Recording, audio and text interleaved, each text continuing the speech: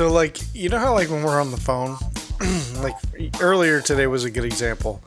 And, like, and you were driving and I'm at home, and then we drop a call, you know? And so we missed a call. And so I always say the great phone etiquette is whoever's not driving is the one that should call back. If you're both driving, then, I don't know, you're both fighting. But that way you don't get that, you know, we're trying to call each other, you know, over and over again, and it's just not working out. So I would just say whoever's not driving calls the other person back. You know what I'm saying? Yeah, I get you. Now, maybe if you're both driving, whoever called the person originally, that should be the person to call back. I don't know. Okay, that sounds good. And what I always hate, too, is that once you finally get a hold of each other, then there's that, like, 3 minutes of arguing on whose fault it was. You know, yeah, I get defensive because my reception blows, you know. So I get defensive. I had full bars, so it wasn't me. You know, this is going to go on my stand-up, by the way. I have full bars, so this wasn't me. It must have been you. And they're like, well, I have Verizon. I have a better network. So it was probably you, Sprint boy. You know, it's like, it always makes me laugh about that. No, I got you. I get defensive because where I live in Palm Bay, Florida, reception just blows. I mean, I have AT&T, but I don't know if it's just AT&T or if it's just Palm Bay. It's just really bad. Gotcha. So most of the time when calls drop, I know it's me. It just is. But every now and then when a call drops, it's like I look down at my phone and I've got like 4 or 5 bars. I'm like, yeah, bitch, it was you this time. It's like a vindication that time. I know it's stupid, but it feels like it. So you call me back. You know, of course we did the whole, I didn't follow the rule, and I called you back even though I was driving. So that's problem number 1. And then problem number 2, you call back. Well, I had 4 bars. So I know it wasn't me. Yeah, I got you. You're totally, I like how you say, you know how people... But you're talking about me. I appreciate it. No, it's not just you. Like, Jimmy does it too. You're like, well, I have full bars. I don't know. Or when people, like my mom, like every time I drop a call with her, of course I'm calling her on when I used to call her, it was on her landline. So I'd lose a signal or whatever, then I'd call her back. And she always answered the same way every time. What happened? You know, she's like, she assumes like I immediately got kidnapped and raped by a scorpion, you know, and it's like, and I'm being mugged for all my money, you know. Dude, raped by a scorpion, that sounds painful. Yeah. Someone was like, nothing, I just lost signal. She's like, what? I was like, I just lost the signal. She goes, oh, okay. You know, she's picturing all these things like I'm getting raped and murdered. Simultaneously.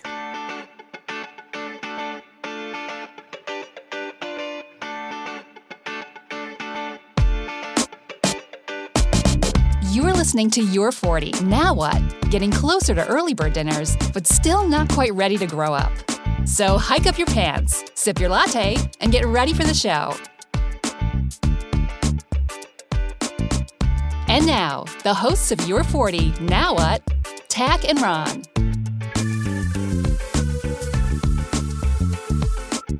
Well, welcome to Your 40. Now what? Hi, I'm one of the hosts. My name is Tach. I'm Ron. You hate that. You distracted me because you like pointed and smiled. Because usually there's always a big pause. Well, you made the pause worse there because I was like, why is he doing? What is he doing? What's going on? Is this a new thing? There wouldn't have been a pause except for the fact you were all like started freaking out, and I didn't know what I was supposed to do. I was like, did I miss a bit we talked about or something? And welcome to the show. If this is your first time listening, basically we are 40-year-olds talking about the pitfalls and the lighter side of being 40. So if you have any 40-year-olds in your life, send them our way. We will cuddle them and stroke them and massage them and make them feel better. So we have our 3 topics for today. First thing I want to talk about is, it's kind of a good example already, is attention spans today versus when we were kids anyway. It seems like attention spans have gotten really small. And like you can't even post a video any longer than like a minute or 2 before, because people will stop watching after 30 seconds, or even first 8 seconds is like the most vital for any video or anything. It's hard to get anybody to watch anything or listen. I wonder if it's that as much as they have so many more things to watch that It just has to be better to keep their attention. Before, when we were kids, there was like I remember having like channels 2 through 13 to watch if something was on, right, and then the radio. This was it. right. There was nothing else. But now you have access to so many things that if it doesn't grab you at first, really grab you, you're moving on to something else because you know something else will eventually grab you, and you'll eventually find something that's more interesting, more fun, more entertaining than what you're watching right now. So I wonder if it's not attention spans as much as choice. There's just so much more choice, so many more channels, so many more avenues to be entertained, whether it's stupid little YouTube videos or television shows. Look at all the television shows we have now. Look at so many more movies are being made than used to be, because used to be you had a few TV movies and then you had your regular movies, but now people are making movies for Hulu, making movies for Netflix, making this, that, and the other for this, that, and the other. There's just so much more being produced and made that it's hard to keep people around if it's not really super good. So I wonder if it's that as much as the attention span thing.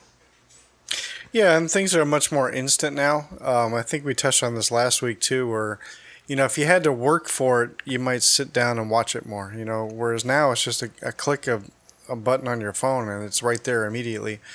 Whereas instead of having to go down to the video store and getting the video and bringing it back and then putting it in and then waiting for the previews and the FBI warnings and all that stuff to go through, and then it finally starts. And doing the tracking on your videotape. Yeah, you gotta check the tracking. You gotta check that tracking.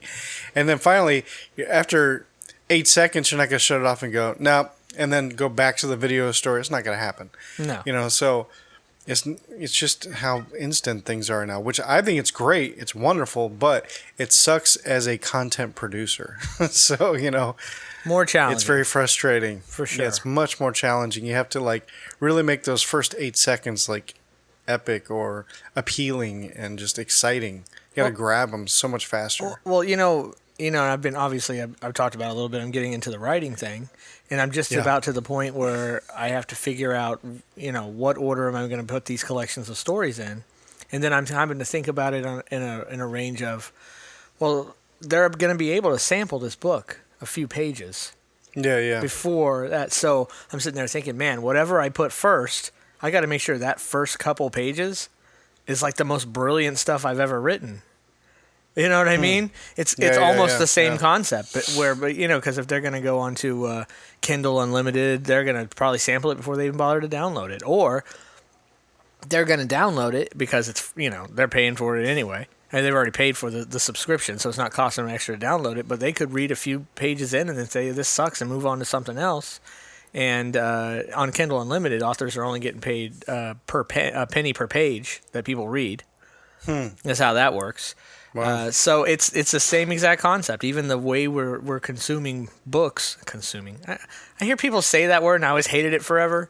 Now I started using consuming. Consuming, if you look up the definition of consuming, it means to ingest or eat something. So you don't ingest or eat books or videos. Gotcha. But anyway, the way we're consuming media is completely different now, and it's even gone into the written word, if you will. And it's the same thing. It's just like people are going to read a couple pages, and if it doesn't grab them, they're going to move on to something else real quick. And they're going to read a couple pages, doesn't grab them. That makes sense. Move on to something else real quick. Now, you could still do that at a bookstore, I suppose, for years and years and years. You can open the book, read a couple pages, doesn't grab you, put it back, and do something else. I suppose people still do that, but being able to do it electronically and more conveniently makes it even harder. You got to make sure whatever you're doing, the beginning of whatever you're doing has to be epic. And maybe that's the reason why you'll see movies and shows and everything start off so much faster than they used to be. If you think about, remember how, to me, the typical movie back in the day, I was just expecting movies to start off slow and kind of build the story. Yeah, it's typical. I don't think it is anymore, though. And generally, when it happens, now people get bored quickly. Like, how many times, and I think you're more patient than me with it, Tach, honestly. We were even talking about that movie, The Office, right? That Office I put it on a couple times for a few minutes. Yeah, Office Space. I put it on a couple times for a few minutes, twice. And I was just like, meh, not feeling it.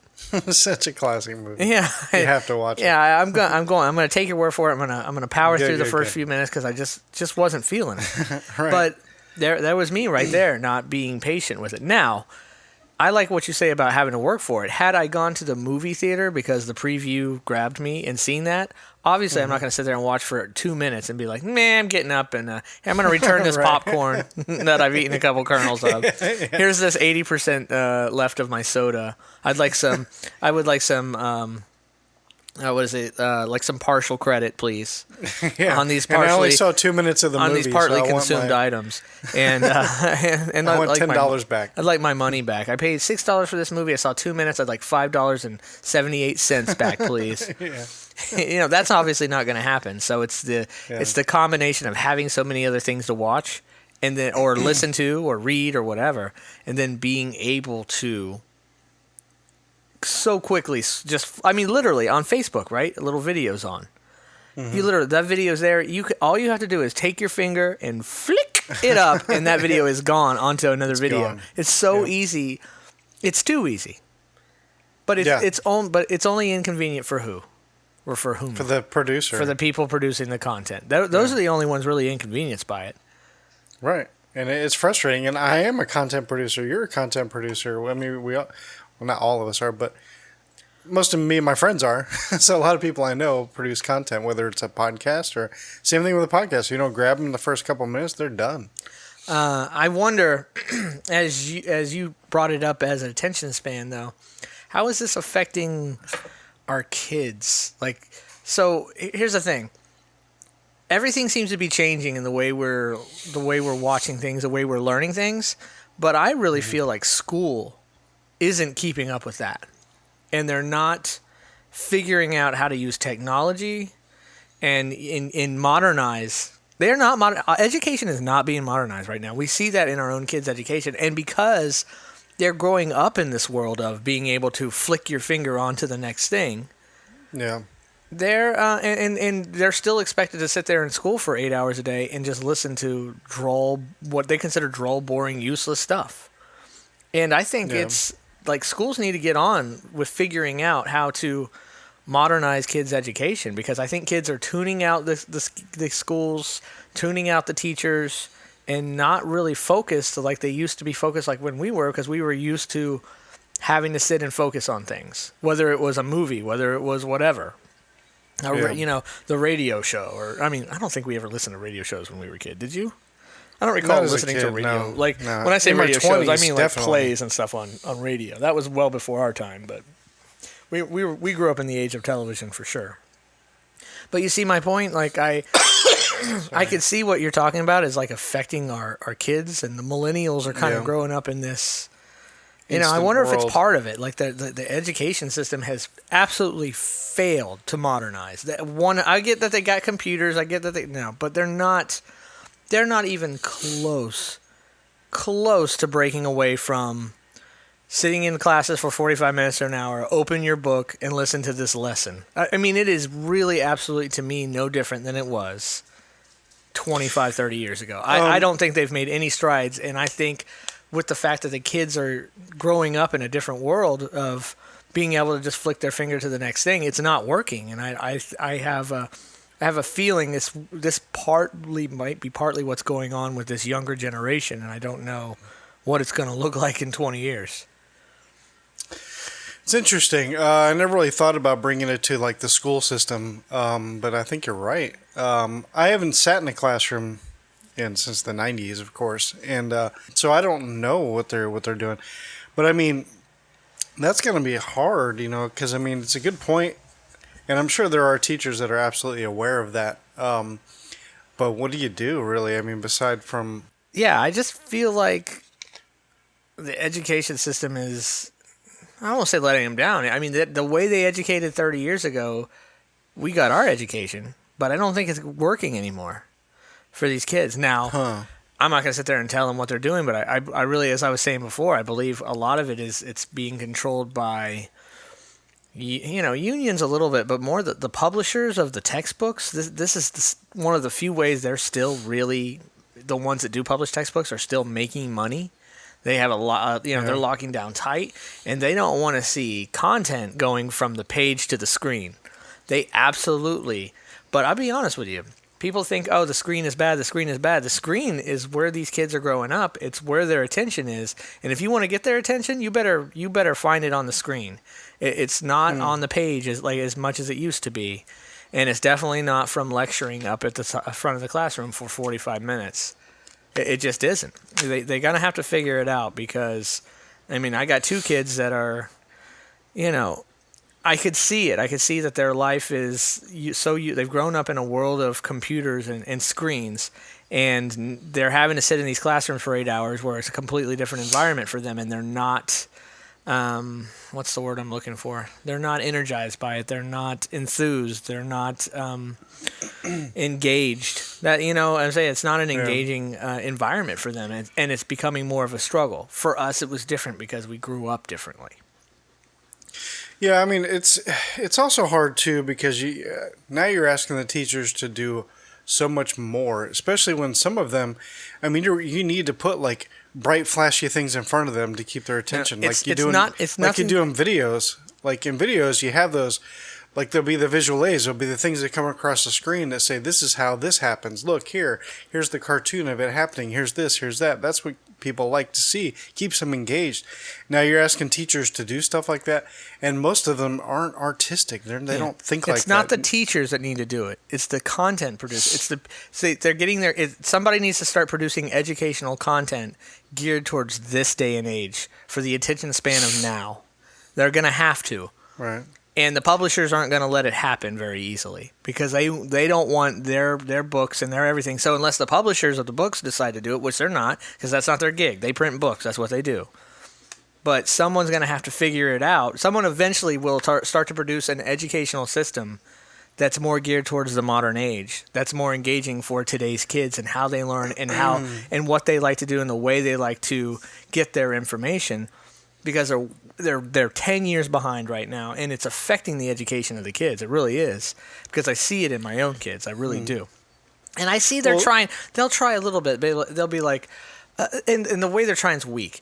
Oh, the notes for this is on the computer. Oh, if I just put it on the computer, that makes it better. No, just putting it on the computer or making it accessible through email versus being in print is not what we're talking about. They think that's what we're talking about, but it's nothing of what we're talking about. So right now the content is all produced by publishers. It's on paper. It's on dittos. It's in books. It's in dittos. Dittos and all that stuff. It's such an old school term. I know, awesome. but it's an old school term, but it's still being done. It's still being handed out. Gotcha. They're still copying out stuff and handing it out. So why don't these publishers have another department where, like, throughout all the chapters or lessons or whatever through the book, you start producing short videos to describe these things too? Maybe somewhere somebody does, but until the schools start demanding it or going outside of these publishers and finding.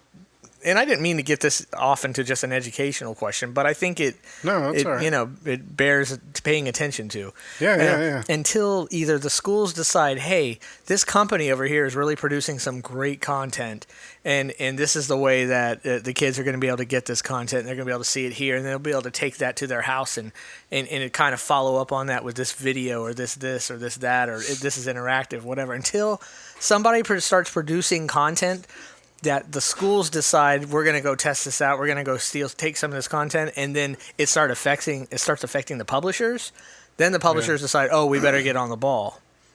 I'm telling you, there's a huge, I'm telling you right now, if anybody out there happens to be listening who has any influence in education or some bucks in their pocket, I'm telling you, it would be a lot of initial investment, but there's a huge market that could be produced that somebody could just own outright, multi-billion-dollar market of how to actually teach our kids in the current here and now that no one is tapping into. It's not even close.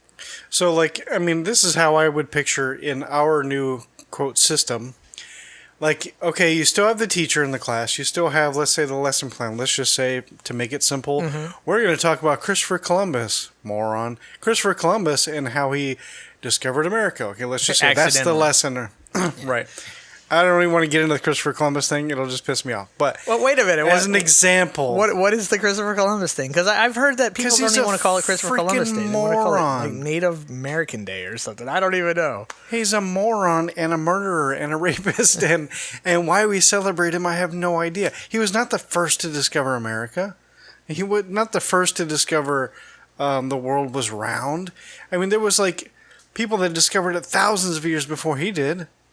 The only thing is that he was government funded. That's why he gets like, and then you're funny. He was. He was government funded. He was. I mean, he was Italian, but he was funded by the Spanish. Thanks, Obama. Yeah, it was all because of Obamacare. Is why. Anyway, I don't want to get into that, but let's say that's the lesson plan. So I figure the teacher does like she always does. Okay, open your textbooks. This is it. Okay, so we're going to talk about Columbus did this, and 1492, talked to the Queen of Spain, blah, blah, blah, got money, did this, and just, and then, I'm going to discover chilies, and look, I brought back pepper, and then they're like, no, that's chili. That's not peppers, but yeah, no, we'll still call them peppers, 600 years from now. And like, you think you're in India, but you're not. But yeah, we'll still call Native Americans Indians 600 years later. But anyway, I'm not going to get into Christopher Columbus again. Wow, you just circled right back to it. You can't let that one go. Anyway, so then the teacher goes over a lesson plan, blah, blah, blah. And now we're going to turn it over to the TV, and we're going to watch the lesson plan, And here's the extension from the same publisher discussing that exact curriculum lesson plan that's in the textbook. And now it's going to be a little more entertaining. It could be like 10, 15-minute video or whatever. It talks about all that. Shows the fun stuff across the screen. Has an entertaining voice that does it. Does all that stuff it keeps the kids engaged. Makes it funny. Makes it whatever. Maybe pushes a little boundaries, but you want that to keep the kids engaged. And they're going to go home and tell, they're going to tell their friend, oh my God, in Miss Tillotson's class, third grade teacher, by the way, Miss Tillotson's class, we watched this video where this guy, he actually said hell in the video. Yeah. It was funny or whatever, I got you. And then that's part of the daily curriculum. You do that. And you know what? Every day is VCR day. And you know who should be producing? Who should they be paying people? They should be paying people to do these videos. And you know who they should have doing these videos? Me. The YouTubers. Oh yeah. The famous YouTubers. There's some the ones that YouTubers every single that do kid this there is exact watching. thing. If you put videos on there of them describing different things and talk about different things in their own way, I'm telling you, the kids would attack that information. They would want more. They would go home and watch those videos because it's their favorite YouTubers doing it. Right, that's actually an amazing idea. Just yesterday, me and my son were watching YouTube, and he had pulled up some video talking about wormholes and black holes and stuff like that. And then we watched it, kept us both engaged, even at my age and at his age, which is 10. And we learned a little bit, but the video was very entertaining. The way he had done it, there was animations, there was this, the way the guy's inflections were on stuff, it was really good. But you're absolutely right. If you get Dan TDM up there talking about Columbus or whatever, or whoever a big YouTube star is, that's absolutely right. That's a great idea. They'd be like, oh my God, hey, I watch the show all the time. Oh, they would instantly. Now if he's they talking saw about their this. favorite, and I don't know. I can't name you. My daughter will name you 20 YouTube stars. I can name a bunch too. Yeah, they see those on the screen. Everyone, I'm telling you, you wouldn't be able to take their eyes off of it because they all watch these YouTube stars.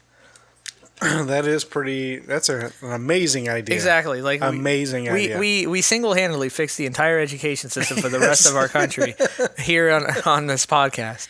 Too bad no one will hear it enough that matters. Let me send an email to Betsy DeVos right now. She's our Secretary of Education. And, gotcha. That nobody wanted her to be. And and maybe she'll fix this mess. Sounds great. All right, man. Well, you ready for a break? Yeah, man. Let's do it. Okay, let's do it. So when we come back, let's talk about a little bit of belief systems, if we will. Okay. All right, we'll be back. All right.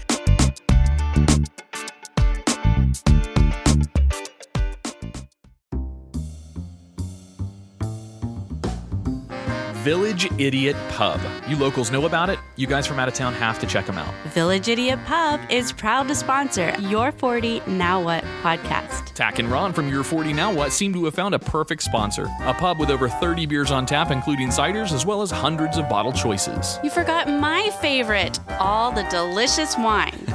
So get your friends together and enjoy the board games, puzzles, and the giant Jenga. Let the owner Jason, as well as the rest of the staff there, take excellent care of your beer drinking needs. Tuesday is open mic, Wednesday is trivia, Thursday is karaoke, Friday and Saturday night are live music. Visit them at 4 Harrison Street, Suite 103, Cocoa, Florida, or Village Idiot Pub on Facebook.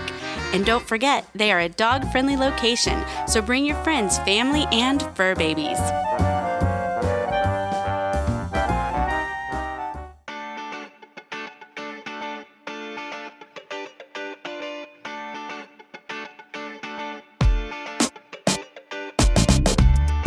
All right, and we're back from the break. Hope you enjoyed that commercial. And didn't just hit 15 second forward, 15 second forward, 15 second forward, I hope 15 they second don't. forward. We have good sponsors. And one of them is for a book. Hey, so, I'm being realistic, though. You know? I never... Are we going to never pretend fast-forward that through button doesn't commercials. exist on the phones and that we've never used it for the same commercial we've heard 20 times? I never fast forward through commercials, mostly because while I'm listening to podcasts, I'm busy at work. I don't have time to go over to my phone. I just suffer through it and I just keep working. So, Well, my wife just passed by and she smells really good. You smell awesome, honey. Love you. Okay. That stays in, bastard. no, that's fine. Yeah. That's cool. Nice. All right, so I guess we decided we'd have a little discussion about our beliefs. Beliefs, Or like beliefs on Religious beliefs. religious beliefs. Yeah. Good topic. So- Interesting topic, and I think it applies to the 40-year-olds. It applies to the 40. It's because I feel like when I was a kid, and of course I had a kid's perception. I went to Catholic school for starters, and I grew up in a very Was it religious St. Mark's, St. Catholic Mary's? family. What was St. it? Mary's. St. Mary's, in that's right. Rockledge. And I grew up in a very religious Catholic family, Yeah. and went to church every Sunday. And when I was in school, we went to church every Friday too. So I went to church every Right, Friday and Sunday, and I was baptized, I did confession, I did communion, I did all that stuff. I went through the whole deal. And I feel like back when I was younger, and it could have just been my bubble though, that it was almost taboo to not claim being a religious person, even though I think many were not and just kind of hiding it a little bit, maybe in the closet. Right. If you were maybe an atheist or an agnostic or just didn't really even think about your religion in the United States. So when we were younger, that was okay. But then as we've gotten older, it's become much more commonplace to express not just what your religious beliefs are, because, boy, we know people with religious beliefs sure do know how to express them on a daily basis in our face. Also, more if you're not religious. I mean, I'll give you an example, and it's amazing to me. I mean, you can come out now and say you're gay to the end of the moon. There's very few people probably. I won't say there's very few people. I'm sure there's still people who are gay who are hiding it, but I would be willing to say there's way more people who are atheists and don't like to come out and say it and aren't comfortable. It's like kind of like being an atheist is almost a little bit like, or being non-religious, whatever you want to call it. I don't want to, put a label on it. It's almost like what it would be like to be gay like 30 years ago. You just don't feel comfortable telling people, even though we know, these people definitely exist. I've recently been seeing commercials from Ronald Reagan's son, on television, promoting his atheist ways. Just a commercial straight on the political channels, like talking about atheism and supporting atheism. And I'm not even sure exactly what the commercials are for, besides him coming out and saying, "Hey, I'm an atheist. Come join me." I think join me doing nothing. I mean, if that had happened, now, not to mention that if that had happened years ago, the son of our president coming out and saying I'm an atheist would have, shockwaves. It's not just who he is. It's just if somebody had come out, famous, and had a commercial for being an atheist, I don't even know if television stations 25, 30 years ago would have played that. Yeah. I mean, they wouldn't have. They wouldn't have even played that. And nowadays, it's not even thought about as much, although I still think that a lot of people don't feel comfortable talking about it. Obviously, people who are religious feel very comfortable coming out and talking about their religion than people who are non-religious, or atheist or agnostic or whatever you want to call it. But it's starting to change. It's starting to change. And if you look at most polls it's almost like 50-50 if people are religious or non-religious in this country right now. It's almost 50-50. Yeah. And There's a lot more atheists nowadays than there was, or at least claiming I nowadays think there was than always that many. I just don't think people were saying it. I think that's really the difference. I believe, though, science is also changing minds as science discovers more and more things that, hey, well, you thought this was why this was. Actually, here's the science. Here's the proof behind it. I think that's changing more minds, too, possibly. Obviously, there are scientists who are religious, but the vast majority of them are absolutely not. Like Bill Nye will just come out to the end of the moon and he laughs at people who think that Neil deGrasse Tyson. Yeah, these guys laugh at people who they call they call religion pseudoscience, no different than people who use crystals in astrology. You know, they lump all those together. So I'm just kind of thinking about our life now and how different religion is looked upon by some people compared to how it used to be. Yeah, like I grew up. Like I used to go, my parents were divorced, so I used to spend summers at my dad's. And growing up, like they went to church every Sunday, and I used to go with them. It was a Lutheran church, and it wasn't too bad. You know, it was just boring because I'm a kid, but you know, and I eventually did communion and all that kind of stuff too. This was Lutheran, so not Catholic, so we didn't have like confession and things like that. But that's the only time I went was in the summers, and that even that slowly dwindled away. Like my dad was really involved with that church. He was like on the council. He did all that kind of stuff. He even did things like he would record the sermons every Sunday, and then he would make copies and take them out on tape, of course. This is back in the 80s. And then make copies and take them out to disabled or old people who couldn't make it to church. And so I thought that was really cool of him to do that. And eventually, like, as I got older, I noticed that my sisters kind of weren't going as much. Even my stepmom went. And then it turned out later it was just like my dad that just kept going. I'm sure he still does to this day. Same church. In fact, I went up there a few years ago, and it was for Christmas, and we went up for Christmas Eve Mass. And it was so weird being in that church again. I hadn't been in since I was a kid, and I was just like, wow, it looked exactly the same, except new speakers hanging on the wall. That was it. Anyway, so then this is the only time I went. And then I went again my junior year in high school. I'd moved up north to Illinois, and our good friend Jimmy had moved up there ahead with his mother. And me and my mom moved up there, and we lived together. And Jimmy at the time had discovered a church that his aunt and uncle went to. And so I started going with Jimmy to church on Sundays. I mean, we did the whole week thing where we'd go on Wednesday nights. We'd go twice on Sundays. We'd go, the youth nights were like Wednesdays or whatever. That's where the teens went and stuff like that. And so we got kind of involved. But then I started, that was a Baptist church, which Baptists are really big on, quote, being saved, you know? And they're like, I was like, well, what is being saved? Like, well, you have to like sit down with the pastor. You go through these little quote classes or whatever, and then you get up in front of the people and you say, "I accepted Jesus Christ as my personal Savior, therefore I'm saved." Kind of a thing. And so they're really big, like you have to get saved, you have to get saved, and then they kept pushing it and pushing it and pushing it. I'm like, what do you mean, like? Okay, I accept saved Jesus from as what? my Savior. Yeah, saved from going to hell when you die. Okay, gotcha. So. Like, unless you're saved, quote, saved, you go to hell when you die. Doesn't matter. If you were a great person, you go to hell. You go to hell and you die.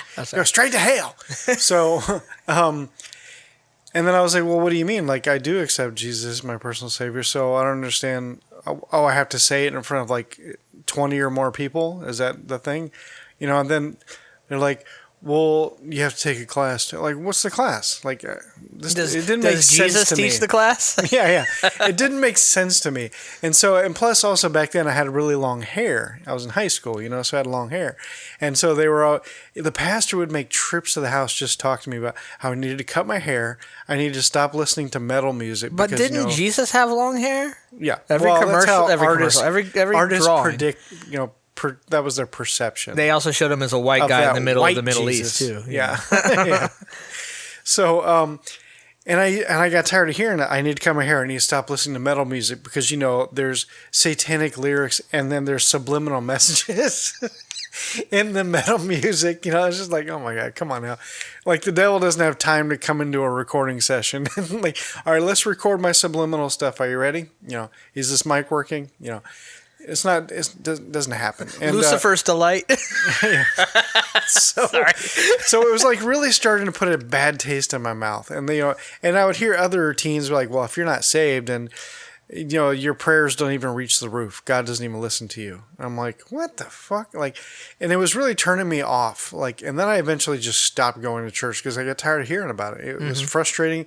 I hated it.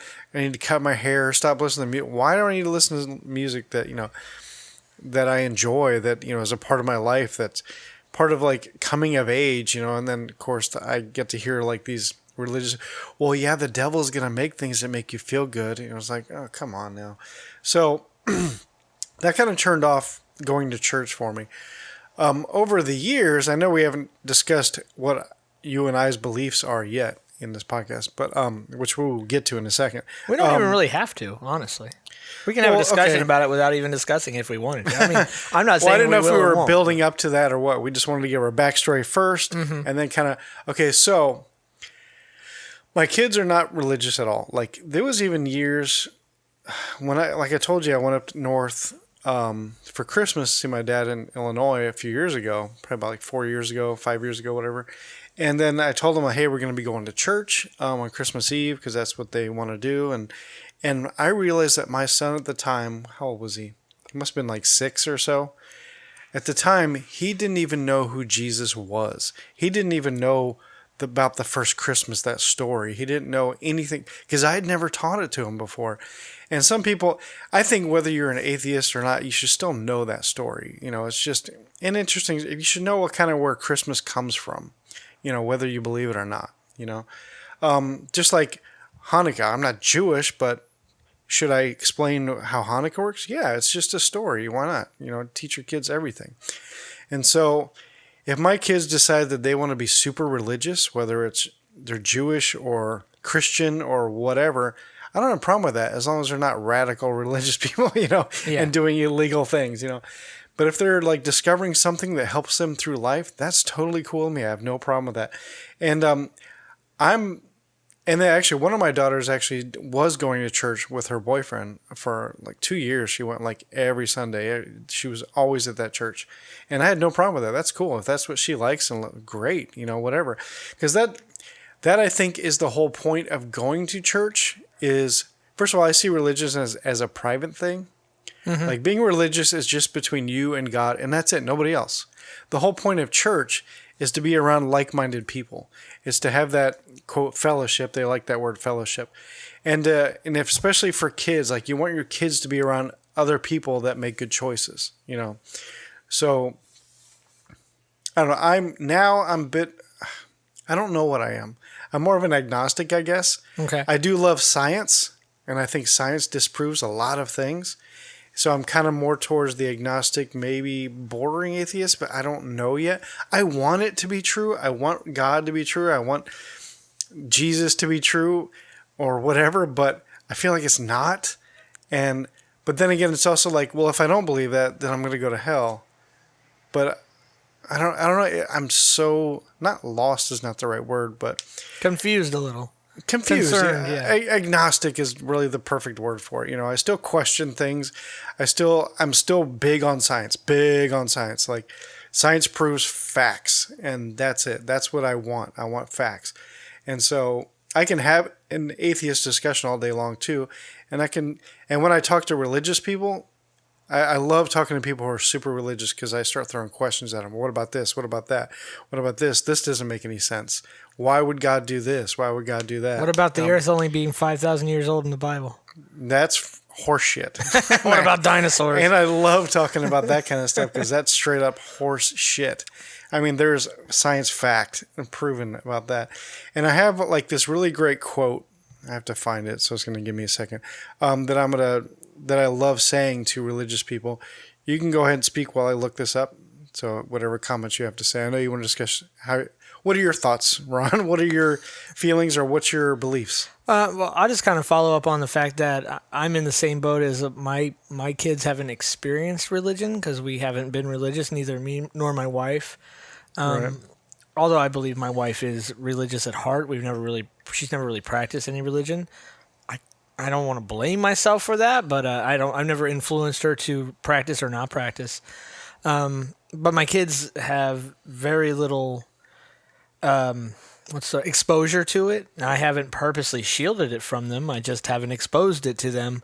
And I have no problem if at some point they are exposed and decide that they really want to go to church. And I have no problem with that. It's just not something I personally plan on doing anytime soon. And of course, sometimes you change, beliefs change, things change your mind, what have you.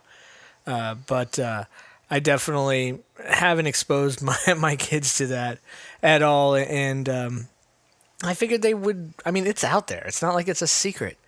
So as they get older and they decide if they, if they come across religion somehow in their life and decide that they, that's the path they want to follow, I'm great with that. I have no problem with it. I gotcha. That's good though. I want to leave things open for our kids to decide what they want. And my daughter, one of my other daughters, the one I told you went to church a lot, but her sister has come to me and said that she was atheist, and then one time she tried to tell me she was Satanist, but whatever. I called bullshit on that pretty quickly because I know a lot about Satanism too, and I was like, oh, okay, well, are you, I don't think you can what kind of Satanist are you? Be an atheist and a Satan worshiper. Like that was one of my things if Satan too. exists, then I'll just go worship God and follow him to the end. Right. If you could even prove me the devil existed, let's not prove me God, prove me the devil exists, I'll go to church every Sunday. Because I ain't going to hang out with that dude for eternity. That guy's an asshole. So I was like, oh, okay, so what kind of Satanist are you? Are you do you go with like the LaVeyan like Satanist, or are you more of like a Crowley? Like, and she had no clue who I was even talking about. So I was like, okay, well then you're not Satanist. I was like, do you believe in God? No. Well then you don't believe in Satan, so you're not a Satanist. This is very true. So anyway, I found the quote that I was talking about. And I'm not trying to push the atheist movement or anything. Yeah, let's talk about that real quick. I don't want anybody to think that we're here trying to push religion or non-religion. We're really just having an open discussion, and it's too bad that one of us in this discussion isn't extremely religious and the other not. So we're both our points of view are kind of the same. Sorry about that, but there's only two of us, so what can we do there? Right. I'm still off for, like, I'm more religious than you are, Ron. Like you call straight up BS on all of it, but I still kind of like, well, maybe it's true. I still have that kind of thought. Do I leave a little like speck of maybe something? There could be some kind of higher. Yes, I will make. So I guess that in turn just makes me an agnostic, right? Yeah. Even though I leave that little minuscule something. Yeah. I just can't help it. I think it's because it was ingrained in my brain as a child, insane in the membrane, and ingrained in the brain, and therefore I can't completely 1,000% let it go. It just doesn't. There's just that this little speck there, but right. My speck's a little bit bigger. Like my girlfriend, I think she's atheist. She's never come out and said I'm atheist, but she's pretty much a non-believer. I think she's more agnostic than atheist, but yeah, she's right there with us. Oh, probably a little bit more than me. Go ahead and say the quote. I'm sorry I interrupted. Okay, no, it's okay. Okay, so I read this quote. This was probably a couple of years ago, and it really spoke to me. It said, "Is God willing to prevent evil, but not able? Then he is not omnipotent. Is he able but not willing? Then he is malevolent. Is he both able and willing? Then whence cometh evil? Is he neither able nor willing? Then why call him God?" Whose quote is that? I don't. Oh, it's Epicurus is a philosopher from 341 BC. Oh, so that's like some old. Yeah, it's an old quote. I never actually knew who said it until just now, but it says interesting. Interesting. So it's powerful. Like it's like, wow, you have an amazing point. And I use that when I talk to super religious people. I'm just like, well, then why is he doing this? Well, because like I never understood prayers. Like, what's the point of prayers? Like, it's like, okay, my son's sick in the hospital, let's say, and he's dying. Okay, well then pray to God. well, was God just going to kill him anyway? And like, oh, well, since he prayed, all right, it's like, or like, let's get the whole group to pray. Like, well, I was going to kill him if only 10 people prayed, but now 12. since there's 13. 12's the number. Yeah, Yeah. so Good solid number. All right. And then it's like, if he survives, prayer worked. And if he died, well, it was God's will. It's like, well, if he already has a plan, then what's the point of praying at all? Oh, I have another thing to say too. Sorry, we're really seem to be pushing the atheist movement, but yeah, I'm trying not to in this conversation, but I'll talk about positive stuff after this. Okay, we'll end on a positive note, a religious side, but because I do have some points on that. Like for instance, God says, "Worship me. I'm your God. Worship me. Do this, or I'll send you straight to hell." Now, doesn't that sound like a little bit like a dictator? Like, isn't that kind of like what's going on in South Korea right now? Okay, are you asking me? Can I can? Yeah, please. Okay, I didn't know if you have more to say. All right. Here's what may not be fair. Let's say, for the sake that God does exist, God's words, his wants, his thoughts, his feeling has been interpreted by man, translated by man, and then retranslated over thousands of years. Right. So who the hell knows at this point? No pun intended. Who the hell knows at this point maybe what his actual thoughts, wants, words, feelings actually were? Him, God or Jesus. It's hard to know because it's all being interpreted and written by man. So if he were to actually exist, maybe he would just shake his head and say, man, you guys really got this all wrong. I don't know. Well, that was the whole point of Jesus. Because as far as the Old Testament and like with the Jewish, their book, Quran, or is that the Quran? What the Jewish book is? That's, I don't know, the Jewish Quran's Bible, like Muslim. Judaica. I don't know. Anyway, that know. book and the Old Testament is the same book, okay? But the New Testament is when Jesus came down. That's what separates Christians from the Jews. Mm-hmm. So that was the whole point of Jesus coming down, was to like update everybody. All right, you guys are doing this all wrong. This is how you're supposed to. Don't sacrifice animals. We don't need that. You don't need to do this. You don't need to beat children. You're good. You don't need to do this. You don't need to do that. This is all you need to do. Just know that I'm the Son of God. Be good to one another. Hang out. Be chill, man. And that's it. He's going to do these things. And that was the whole point of the New Testament and Jesus coming down, was to update people. And that's the whole point. It's just a little quick God update here. Look quick, real quick. Let me just tell you something. I've noticed a few things in life that kind of there has to be like intelligent design behind certain things. Because, for instance, a couple things, I have a few examples. One is, how like when you take a flashlight and you shine it in like animal eyes and they shine back? Mm-hmm. Like how amazing is that? That's somebody planning something out. Like light bulbs have only been around like 100, 150 years, but animal eyes have shined in lights since the beginning of time. Mm-hmm. It's almost like planning ahead. So now you can see them in the road, or you can see them in the woods with the flashlight, or you can, and that kind of helps protect you a little bit, or protect them. That's intelligent design. That's incredible to me to think that, Another good example is, unless you got something on that. I got nothing on the light reflecting in the eyes. It's the devil. That's my take. Okay, go ahead. Another thing is, like, if I was to go up and swing my leg and kick at you, what's the first thing you would do? Like try and deflect? Well, like, I'm not Bruce Lee here. I can't kick your face. Oh, I would cover my balls. A lower kick. I would cover exactly, my balls. Cover your balls. Why? Now, are you doing that like, whoa, hey, I want to have children one day, sir? No. You're doing it because it hurts, right? It's a very sensitive area, as your balls are women don't understand how sensitive they are. They're very sensitive. Now, why is that? Those are our reproductive. So skeezy. Go ahead. Those are our reproductive organs. The male reproductive organs is all in our testicles. Okay, if we lose those or destroy them, like, we can't reproduce. So what is whoever do for that? He makes them super sensitive. So therefore, we protect them constantly. We're always going, whoa. We wear a cup during sporting events. Not during sporting events, but if you're playing sports, I don't go to watch a football game with I go a cup watch on. football game, but I make sure I have my cup on first. So, Noise. and we do that to protect, not because we want to have children one day, it's because it hurts. Yes. So, I don't know, that to me kind of speaks intelligent design as well. It's all, you know what?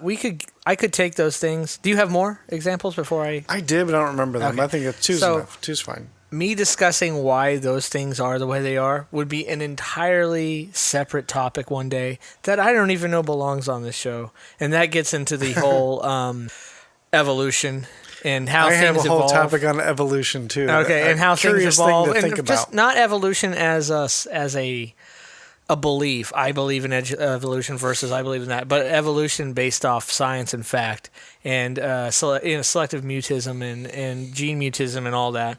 It all has to do with that, but it's definitely a really long, deep topic that I don't even know belongs on this show, and it's definitely Right. discussed for another time.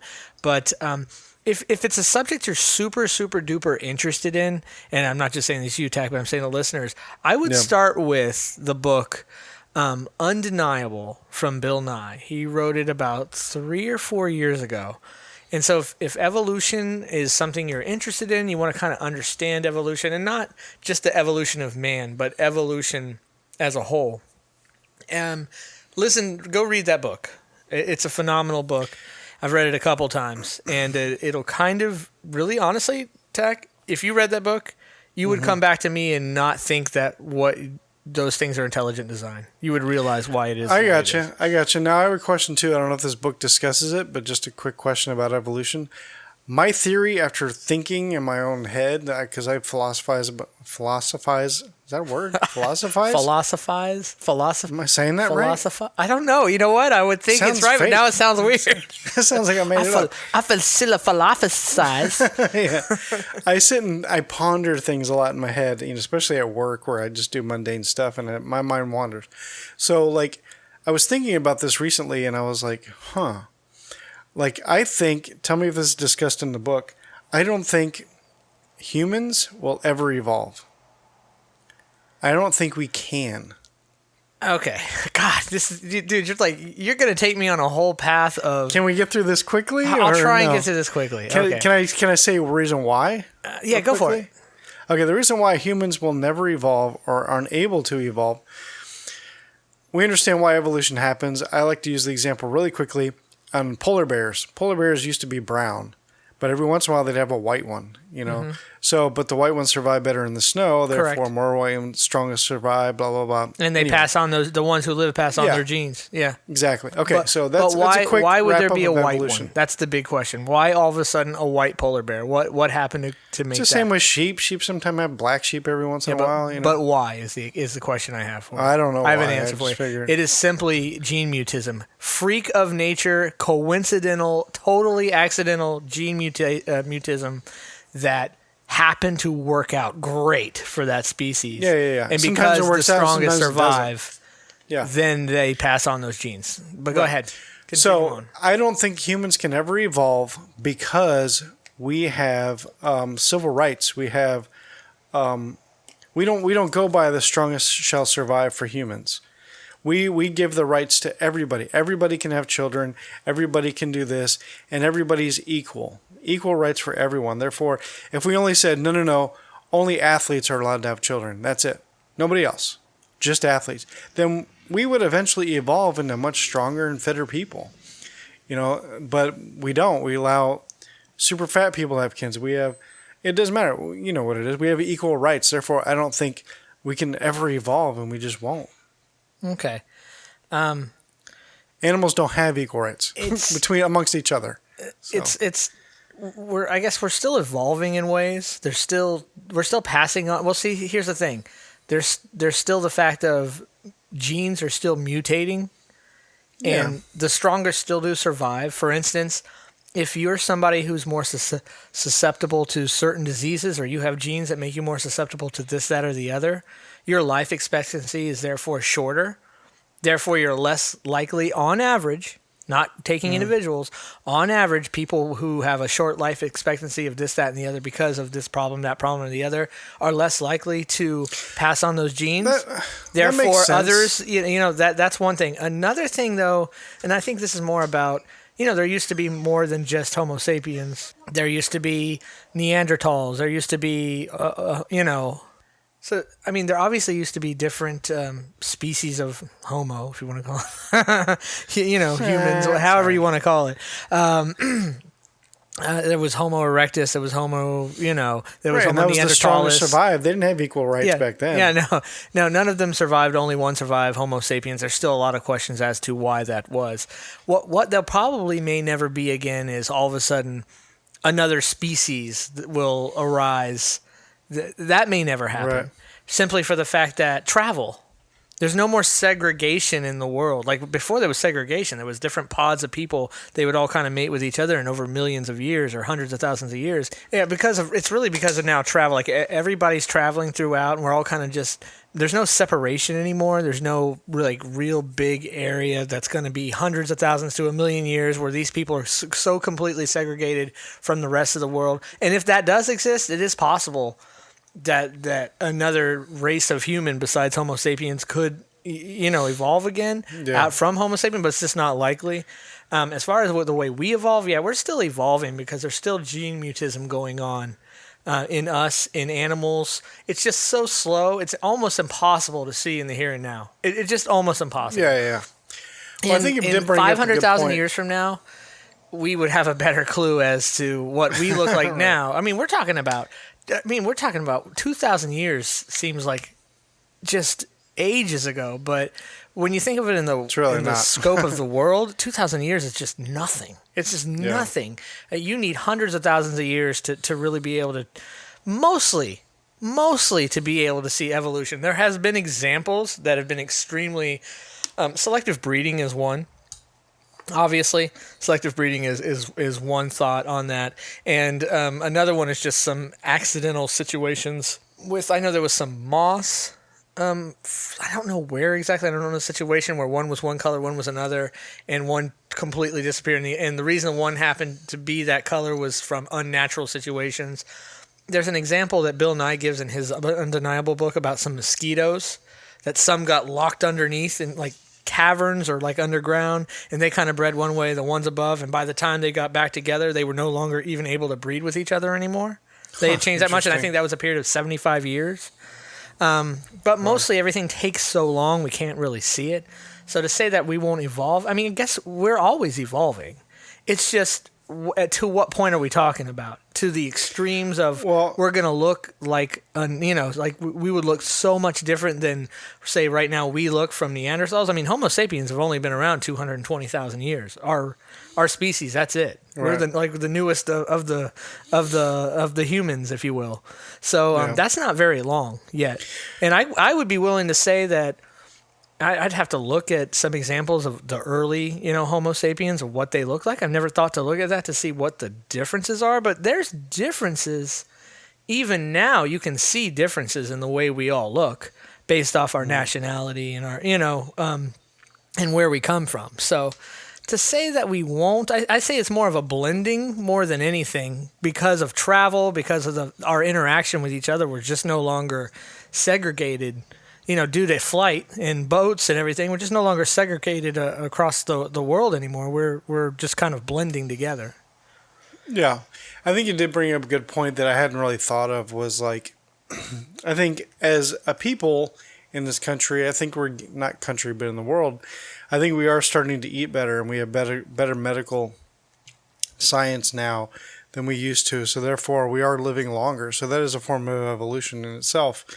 Who knows, 500,000 years from now, we could be able to be living easily to 160 or whatever. That could be like the norm. Yeah, it's always possible, just depending, but that's all technology based. We're kind of forcing the evolution in that aspect. That's evolution, though. We're responding to our environment. Like we eat so much better now than we used to.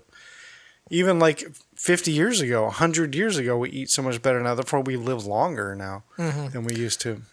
But that's a good point. things I hadn't really thought of too, and I know we're not really supposed to be going into evolution because we are discussing religion. That's the topic of this segment. Yeah, we really got off topic here. But hey, if you're religious, that's great. Whatever gets you through. If you're not, that's okay too. Just make sure you're doing right in the world and right to your fellow people, no matter what your beliefs are. Yeah. Let's just be friends out there. I agree. I just hope anybody would know that just because I'm not particularly religious, that means I'm anti-religion. That is absolutely not the case. Yeah. Let's just be caring of one another and just be a good person. I agree. That's all I try to be. All right, sir. Let's take All right, another this is a break. long segment. Yeah, that let's was a take very a break. long segment. Let's and take when we another come back, break we're going to and lighten the mood. Definitely lighten up the mood with something fun and nostalgic. Yes. All right, we'll be right back.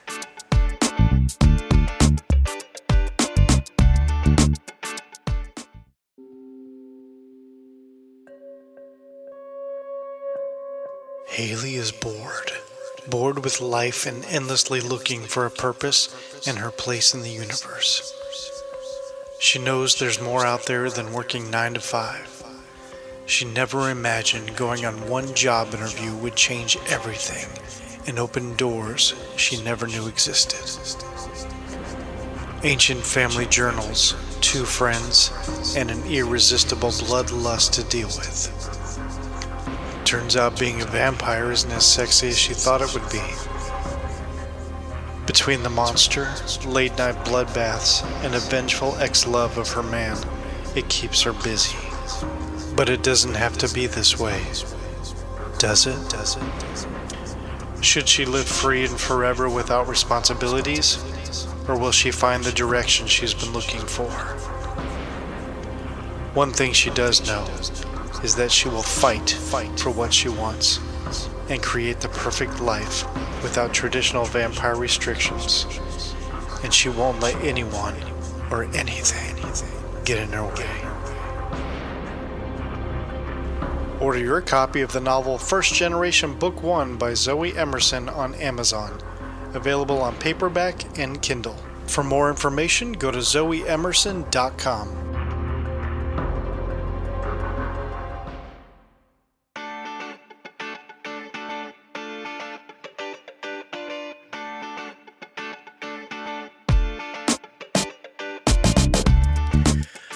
All right, we are back. Now that was a long segment, man.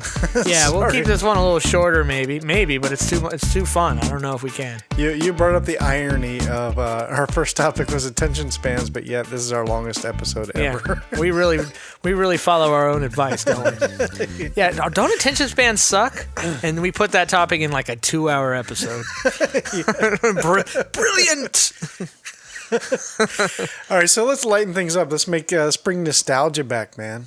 So let's talk about toys from the 80s. Like I was big on, I'm a huge Star Wars nerd, so I had a lot of Star Wars toys and stuff like that. Like, what was your go-to toy like that? Well, the weird part is I was a huge Star Wars guy too, but for some reason I had no Star Wars toys. Maybe I just wasn't aware enough that they existed to ask for them as a kid. But man, I loved He-Man. Oh He-Man. my god, I love the He-Man toys. toys. I loved them. I would, if I could go back now and buy He-Man toys, like if I could find them and they weren't $10,000 a toy or something, I think I would go re-buy all my old He-Man toys just because they were so much fun. I've never even thought to look for them. I'm sure they're probably available on eBay. And shit. Yeah, check out eBay, check out all kinds of stuff. Yeah, like Jimmy had done that. It's kind of funny. Our mutual friend Jimmy, he had gone on eBay and he found an old toy that he had as a kid. It was like this plain thing, and he found the exact same one. And so what he did was, I kind of laughed at him for this. He bought it. It wasn't too expensive, but he bought it, ordered it, got it in, and he wanted to like hand it down, kind of a thing, you know. Mm-hmm. But one of the propellers on his as a kid was broken off.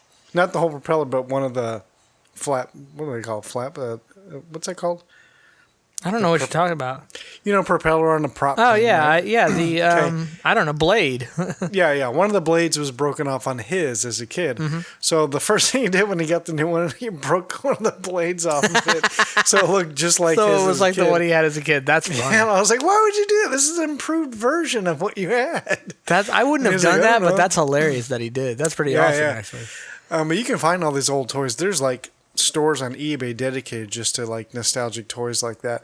But what's cool about like Star Wars toys, I don't know anything about He-Man stuff. I had a couple of He-Man things as a kid, but not enough for me to be nostalgic about it. But like Star Wars stuff, like Kenner was like the leading company in Star Wars action figures and toys and things like that. So, and people know that. So finding old 80s Kenner Star Wars toys is a big deal. Like there's like a lot of stuff it's gone up in value just, and, of course the condition it's in and stuff like that. Not everything, but some stuff has. And because some of them are very limited edition stuff, so it's cool. And I still have a couple of my Star Wars toys I had when I was a kid. Like I have the big AT-AT, and I still have it. I have like you had I'm sorry, you had the big what? The AT-AT? The big like, Imperial Walker? Good Lord, son. Oh, I didn't know what it was called. Empire Strikes Back. Imperial Walker, that's what Walkers, I know. Yeah. Okay. It's the AT-AT, which is the wrong way to say it. It is pronounced AT-AT. Well, aren't you just fucking pretentious about your Well, Star I only Wars shit? say that because there's been YouTube videos that have been specific about that, because a lot of like nerds will say, it's AT-AT, and other people are like, no, it's AT-AT. And I watched a video the other day about explaining why it's AT-AT, and not AT-AT, and they were like, you pronounce it as Humvee, you don't pronounce it as HUM, whatever. So, and plus, it showed clips from old commercials from the 80s calling it an AT-AT. It showed this calling it AT-AT. It showed George Lucas referring to it as an AT-AT. It showed J.J. Abrams referring to it AT-AT. But like, that's just how it's pronounced. If we were to modernize it, Imperial Walker, I'm just going to call it Imp Dub. Because that's what somebody would do now. Yo, the Imp Dub? Check out the Imp Dub. It's going to fucking smash. It's going to step on us. Sorry. Anyway, I found some old even action figures I had as a kid, too. A couple of them are Kenner. A couple of them aren't. But still, it's just cool. And I love Star Wars stuff. Like, I had like all kinds of Star Wars action figures and Ewok Village and the Jabba the Hutt like toys. And it was just so awesome. I loved all that stuff. What did you have as far as He-Man goes? See, this is tough. I don't remember a lot of I don't remember the specific names. I haven't seen He-Man so long I can't even remember the characters. But obviously I had He-Man, and I just love the He-Man toys because they all like, it was so silly. You would just push a button, they would all do something different, like an arm would move or something. They would all had some kind of functionality to them, and you could kind of like set them up and like make them fight. You know what I mean? And I remember I had this He-Man castle. Oh, when I got this He-Man castle. You had the Grayskull? Yeah. Castle? Yeah. I had this big Grayskull castle, and it had this like crank with a thing where you could put somebody in it and crank them up to the top. Yeah, I remember that. Oh, dude, I would play with that crap for hours. Like nonstop play with that. Those were my favorite toys. And we're going back when I was like 6, 7, 8, 9. Like when I was a kid. Yeah. Definitely. So much fun, dude. I remember I did have one He-Man action figure. It was a bad guy of some kind. I don't remember his name in any kind. But like you were saying, they all did something. So with him, you push the button on his back. No, it wasn't Skeletor. It was another guy. You push like a button on his back and his eyes lit up. So yeah. Yeah, they all, if I remember correctly, they all had some kind of functionality like that. And I was never much for like G.I. Joe or things like that because they didn't have any functionality. They just kind of sat there. And G.I. Joe can bend his elbow. That was cool about G.I. Joe. That wasn't good or Star Wars, they couldn't. Good enough for me. So and back then it was okay to have gender specific toys. Like girls had Barbies, guys had He-Man, and this was okay. I'm annoyed that nowadays you're not allowed to have gender specific. Peter the Rabbit has to have Flopsy Bunny. Fucking Flopsy Bunny. There's no such thing. It's Peter the Rabbit. If she don't want it because it's a boy, don't fucking buy it. I'm like so annoyed by that shit. I'm sorry. Like everything has to have the girl component, or every girl thing has to have the guy component that the boy can buy too. That shit's dumb. I don't know why. It's just annoying. Well, it's kind of funny you mentioned that. Like my girlfriend Holly, she's huge on like being universal, and she like why do Barbies have to be just for girls? Why does everything have to be pink? Like no, it needs to be like if a boy wants a Barbie, he can get a fucking Barbie. If a girl wants He-Man toys, then she should be able to. Yes, they should be able to get them, but they shouldn't have to make them differently so they can buy them. That annoys me. Just buy the ones there. If a guy wants to play with Barbie, play with Barbie. But you're playing with Barbie. You know what I mean? It is what it is. I don't care. But if you're going to buy He-Man, buy all the He-Man you want. But I'm not putting He-Man in a pink blouse so you can feel better about playing with He-Man. Play with He-Man the way he is, or fucking buy a Barbie. That's just how I feel about it. I gotcha. It's just annoying. Anyway, I got off on a rant there. This is something that happened to me yesterday at the store. And I was just like, don't you have the female version of Peter the Rabbit? No, sorry. I don't know what this Peter Rabbit thing you're talking about. Peter Rabbit is something commonly bought at Easter. Okay. Sorry. Just a stuffed animal or something? It's like a little bunny. It's Peter Rabbit. You never heard of Peter Rabbit? Yeah, I think so, but I didn't know it was like enough to go on a rant about. It is because it's the point of it. It's like, don't you have Flopsy Bunny? I'm like, what the hell is Flopsy Bunny? Oh, that's the female version of Peter Rabbit. That's dumb. Sorry. Buy Peter Rabbit, there it is, or move on with your life and buy something that is already. Go buy strawberry shortcake. I have a whole end cap of them over there. How about some strawberry shortcake? No? Nothing? Sorry. Well, strawberry shortcake had her don't you blueberry kid. I have a boy. Don't you have Mark shortcake around here? Where's the Mark shortcake? Mark shortcake. Sorry, I ain't got no fucking Mark shortcake. I got strawberry shortcake. He wants it? No? Well, guess what? I got this Peter Rabbit over here. He's blue. Buy him. Sorry, it just annoys me that everything has to be so that way. I got freaking Steven shortcake. Got Steven shortcake, but I'm all out of Mark. People are probably listening like, is there a Mark shortcake? No, there is no Mark or Steven shortcake. Steven shortcake. Yes. Yeah. Well, yeah. she Sorry, did have, I did have a boy equivalent. I'm sorry. Go ahead. She did have a boy equivalent though. It was like he was like a blueberry or something or other. And then they had like the bad guy who was like this tall, creepy, like pedophile guy with a baker's hat on. I didn't even know that. I was just trying to think of something girly, and so I picked strawberry shortcake. But thanks for pointing that out. Yeah, interesting. Are there? Because like My Little Pony, like boys have accepted that. Hey, I can play with My Little Pony. There's no boys ponies, and so I just be a brony. Men. I'll just be a brony playing with My Little Ponies. There it is. They didn't make a boy pony just so I could play with them. I'll just be a brony. Right. There you go. There you go. You literally just dropped a mic just then. Drop mic. Boom. All right, I went off on a rant there, but now can I discuss? Did you have other things on that topic? Because I was going to move on to a different toy. It's all good. Go ahead. Okay, Hot Wheels.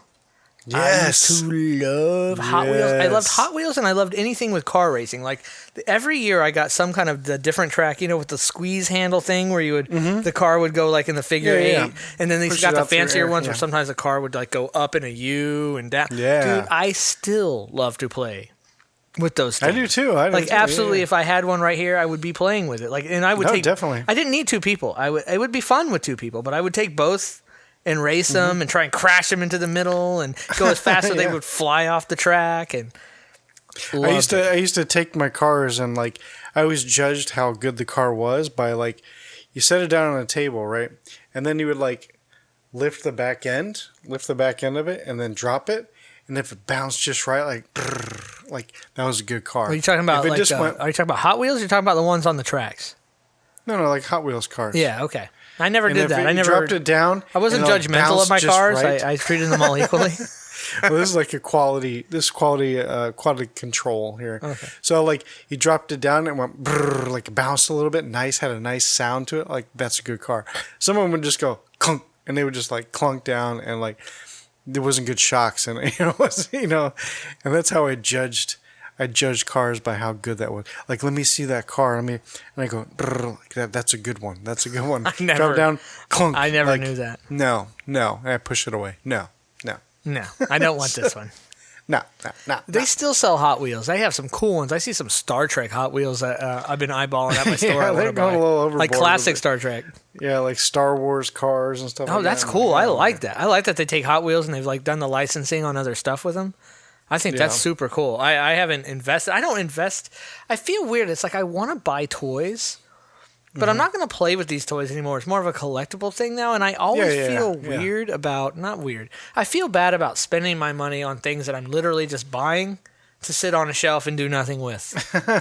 And I'd rather buy something or use my money on something I'll actually use and do something with. So I don't feel bad about buying video games because I play them. But Yeah. toys, like, I'm not even going to take them out of the package now.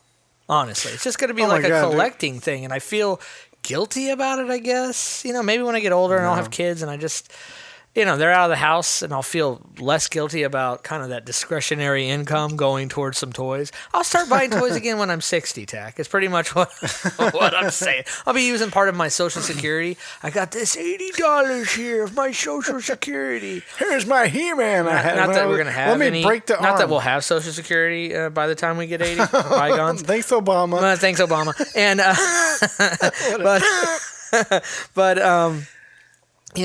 I'll be like, I want to buy this He-Man toy. Yeah, actually, if I had He-Man toys, that I would probably play with. I would take those out of the package and play with those. Right, like if you come over to my house now, like you've seen it, but like I still have like Star Wars toys like up on a shelf in the living room. I also have like the die-cast like scale models of like the Back to the Future cars, like all 4 of them. Really? That's awesome. I didn't even see that. I've had those for years. Yeah.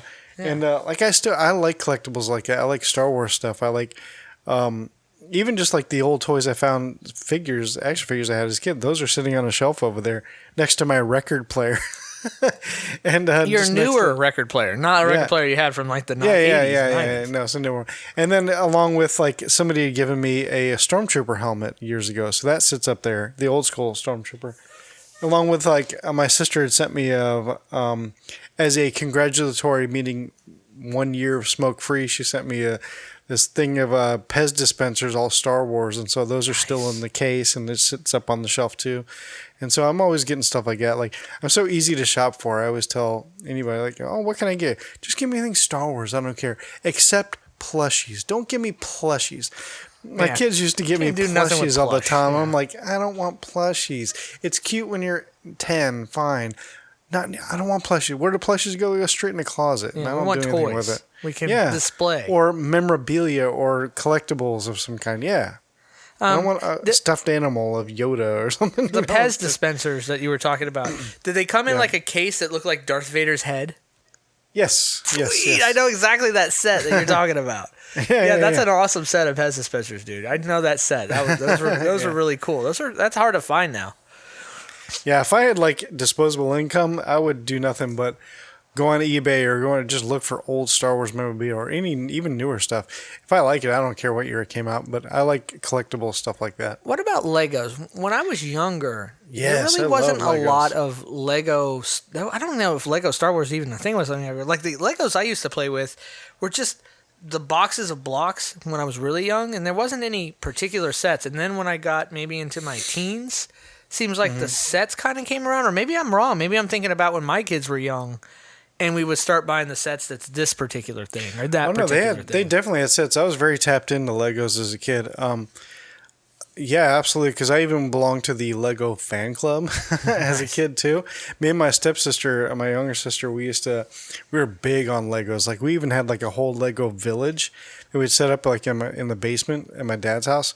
And so we had a whole neighborhood set. We had built houses, and they even had like working lights on the inside. And then we had streets, and so we'd build cars, and it was awesome. Loved it. I've applied to be the manager of that Lego store in downtown Disney like 10 times over my over my career. I mean, because I'm kind of made for it too. I'm surprised I never got a call back, but anyway, bygones. That'd be awesome. I would still apply for that. That just seems like the coolest job ever, and it probably isn't because it all becomes like any other. You think it's all day playing with Legos? Yeah. No. I know that. Just like working at a bookstore is not sitting around all day reading books.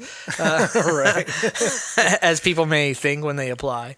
But yeah, dude, that Lego store in downtown, well, they call it Disney Springs now. Have you been to it before or been to any Lego store before? Yeah. Awesome, dude. It's so cool. Awesome. Yeah, but I think that like knowing you, like after working there for a year, I'm like, oh, Legos, that's so cool. You're like, if I see another freaking Lego in my life, I'm gonna puke. I'm gonna murder somebody. Yeah, I know. It's like, I just turned off my Legos. No, I don't even care. No, I hate Legos. Another Lego movie came out. I don't even care. I don't even want to see it. No. Well, working in a bookstore hasn't turned me off books. If anything, it's, That's true. Yeah. It has fueled it for you. It has fueled it for me. So it's not always the case. That's true. Good point. Yeah, Good point. that's fine. Now, it might make me hate the customers who like buying Legos. Yeah, those people can all die. But you too, Tach. You died. But nice. All right, man. Anything else you had added? I mean, you talked about Star Wars toys, but you got something else for us there, buddy? Well, I totally agree on the Hot Wheels and stuff like that. I loved cars, like definitely toy cars. Oh, another Absolutely. one more if I can add, unless you had something else. I'm still thinking. Go ahead. Okay, Transformers. I love Transformers. Yes, thank Dude, you. I had this one, and it really wasn't a Transformer as much as it folded in half to like a car, and you would wind it up, and then you would let it go, and it would roll, and at the end of the roll, it would flip over and stand up like a Transformer. Oh, yeah, I thought it nice. was the coolest thing in the world, but I loved Transformers, dude. That was one of my Remember favorite GoBots? toys when I was Did a you- kid. I don't really see Transformer toys around, though. Like, I don't know if that's a big thing anymore, even though Transformers, died the down. movie, like, the brand is big, but I don't see the toys really being sold. I think maybe they died down a little bit, but they're still there. Like a few years ago, especially when the first couple Transformer movies were out, they were huge. And it was kind of funny because my son was really big into Transformers, so he'd gotten like every Transformer you can imagine. But like when we were kids, transforming them were like, it was like 10 moves, you know? Yeah. Nowadays, it's like 100. That's you know, it's like- awesome. That's what I want. It's I want them to be ridiculous. harder. It got to where you'd really you couldn't just look at it and figure it out. No, you had to follow the instructions. Like it took me a while just to figure. And if you try to, like, I know this part moves, but you can't get it to move, and all of a sudden, click, it comes off. It didn't break, but you have to find that connection where it snaps back on. But like, it took a while to get there. And then you have to follow instructions like, I did that, you know, and going back like, okay, move this up over here, twist this that way, move that down, then this piece can come out. Now, okay. You know, it wasn't one of those really quickly transform. No, it took like a good solid 6 minutes to transform this thing back and forth. So does it come together, or does it come apart and you have to put it together like Legos? I don't know. It's Do all they one- have it's all Transformer together. Legos? How awesome would that be? You put They the do. set together, and then it's still like a Transformer. Does that exist? They do, yeah, Are absolutely. they I've actually never by done Lego it, but brand, or are they some kind of generic thing? I think there's Lego brand. I've never seen a Transformer Lego brand in my life. Doesn't mean that it doesn't exist. I just haven't seen it. Yeah, I need Yeah, to, I I did need to love- investigate I love that because I love Transformers a Legos. I lot. love Transformers. yeah. Yeah, that would be pretty awesome. I wish they would have Lego He-Man stuff. I would buy that shit in a second. But Well, maybe the they need He-Man's to a- try to do another He-Man movie. Yeah, Masters of the Universe. Nobody's really grabbed that and gone with it. There's just so much other stuff people are doing. Nobody's decided to kind of reboot that yet. I've heard sure I've it'll heard happen. of rebooting other stuff. Though I know they're obviously Power Rangers is coming out right now. I think that movie might actually That's just be big out. right now, which I never got into. I never Power watched Rangers. it. No, I never watched I think Power it's Rangers. after our time, even though there was a Japanese version when we were kids, but we didn't see it much because it was Japanese. Yeah, I was never a Power Rangers guy. No, it seemed too hokey and cheesy. Yeah, for me. I didn't get it. And I've heard that Thundercats might be making a comeback. Yeah, I heard that too. I don't know. That's what it was. Oh my God! Thank you for reminding me. That He-Man toy I was talking about wasn't He-Man. It was Thundercats. Yeah, Thundercats It was was a cool. bad guy in Thunder because they were similar. They were both like about almost a foot tall. You know, like 8 inches tall. Yeah, I could see. They both had the same- somebody that's what it not having was. the It was knowledge getting those Thundercats. confused. Yeah. I can see how you'd be a moron. I get it. At. Whatever. Take your at and shove your Thundercat up your ass. Shove it up your ass. Whatever. All right. Good call on the Transformers. I can't believe I almost forgot about that. I know there's something else, but I can't think of it. But hey, if you guys can think of anything, send us an email at your40nowwhat@gmail.com and let us know what toys you loved as a kid. To follow up on something, somebody did send me a tweet about one of our episodes. I don't remember which episode it was. I guess it must have been the last one. They sent me a tweet about when they were watching TV as a kid, they had 2 channels. And they're probably older than us, and they had to use pliers to like change from one Yeah, channel to the other. totally. I've been there. And they had the I've been there. antennas. That was it. So I've totally been there because, like, on those old school TVs, you had the 2 knobs. One was like 1 through 13, click, click, click, click, and then the bottom one was like, yes, and like a lot of like I don't even remember what the point of that was, but it's been so long. my grandfather was a state attorney, so I will admit that when I was very young, We had a very fancy big TV. Even in like 1980, 81, we had a fancy TV. It had these big... It only had 13 channels. I mean, you had the channels you had. It was just like 80, 81, 82. And it had these big black buttons. It was like actually digital. You would just push junk, junk, junk, up and down. Junk, junk, junk. That was it. But that had... And I didn't realize at the time that was much fancier than anything. It was pretty big, too. It sat on the floor, though. You know? Yeah, I remember the floor models, And when I say it was pretty big, I'm going to guess it was probably 38 inches or something. But that seemed big. Yeah, at the time, much bigger than what most people had. Yeah. Those were the days. All right, man. All right. So you can follow us on Twitter at Your40NowWhat at Twitter. Like I said, send us an email at Your40NowWhat@gmail.com. Follow us on Facebook as well. Are there... What else do you want me to say? I don't know. Yes. Do that. What are you looking for me to say? You can also check us out on YouTube on the Dichotomy Media LLC podcast channel. I didn't know you were going to tell. That's what part you wanted me to say. I was just like, what are we talking about here? You just look at me like, social now media. you talk. Yeah, toys are great. I didn't know what to say. It's our social media portion of the show. Oh, okay. Social media is boring to me most of the time. All right, and then you can also subscribe, rate, and review on iTunes, please. Please send reviews. Makes us feel good. Our first review is going to be like, these atheist bastards, I'm never listening to them again. Whatever. And I do apologize for last episode. I do have a little corrections corner, if you will. Last episode I uploaded it had messed up in the export, so the last 7 minutes was cut off at first. But then I caught a friend of ours had sent me a text the next morning, so I immediately fixed it within less than like 12 hours. But still, so if you're one of those first few people that listened to it with the last 7 minutes cut off, now you can go back, check it out, and listen to the last 7 minutes. You have to probably dump it out of your phone. See, I didn't. I forgot to dump it out on my phone and re-listen, and then it cut off. And I was like, I thought he fixed that. And I realized, oh, crap. I still had the first recording because it automatically downloaded. Oh, gotcha. Word. All right, so you ready to get out of here? I am, sir. All right, well, thanks for sticking around the extra long episode. And for your 40 Now What, my name is Tach still. I'm Ron. And we will talk to you guys next week. Later.